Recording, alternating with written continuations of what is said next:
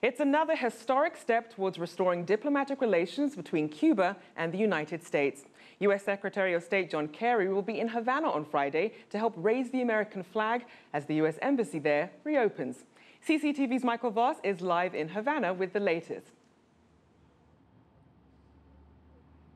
Rochelle, when John Kerry lands in Havana on Friday morning, he will be the first U.S. Secretary of State to visit Cuba since 1945. Now, you mentioned he's going to raise the flag in front of the U.S. Embassy. It's very much of a symbolic gesture because, in fact, the embassy did reopen on July the 20th when the two countries officially restored diplomatic relations. Now, one of the reasons why President Barack Obama wanted to re-engage with Cuba was to try and help boost its fledgling private businesses. He's also made it easier for American citizens to visit the island, much to the delight of Cuba's privately run tourist sector. The number of restored classic American cars seen on the roads of Havana has increased dramatically this year. The more U.S. citizens come here, the more they want a nostalgic ride around Cuba's capital city. It's why Raul Capote gave up his job as a high school English teacher to earn a living from his 1951 Chevrolet. I have to look for another job to increase my economy because I was about to have a baby and I didn't have enough money. Yes. A one-hour city tour costs the equivalent of $30 and nets drivers like Raul about $20 after taxes and fees. That's the average wage state employees make in an entire month. Classic car owners aren't the only ones benefiting from improved relations with the United States. Many of the private restaurants and lodgings have never been busier.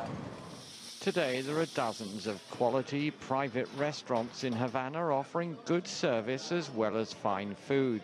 Many of the best restaurants now need booking in advance. Cuban hotels are having trouble coping with the increasing number of visitors. The US home-sharing website Airbnb now offers private lodgings. Cuba is its fastest-growing market ever, with 2,000 homes already signed up. Are you getting more American tourists now? Many more. Yeah, they are arriving maybe 5 or 6 for a week, and this is nice. Good news for the car drivers, too. This year was better than the last year because this year, speaking about news, every tourist wanted to see everything about the opening of the United States and Cuba.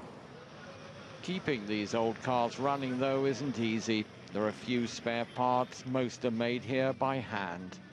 And while business is improving, so is the competition as more owners restore their cars to attract the tourists.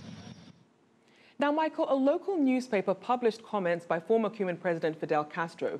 He insists the U.S. owes Cuba millions of dollars because of the trade embargo. What's the reaction been to these comments? Well, he made these comments on his birthday. Thursday is Fidel Castro's birthday. He wrote an article in the local newspaper. I mean, now that diplomatic relations have been restored, Washington wants to start negotiations for compensation for all of the American businesses that Fidel Castro nationalized back in after he came to power in 1959. The figure comes to about $7 billion. Now, this comment by Fidel Castro is a reminder that Cuba, too, has its own claim for compensation for, as you say, the damage caused to the economy by the decades-old trade embargo, and that runs into more than $100 billion. So there's some serious negotiations along the road.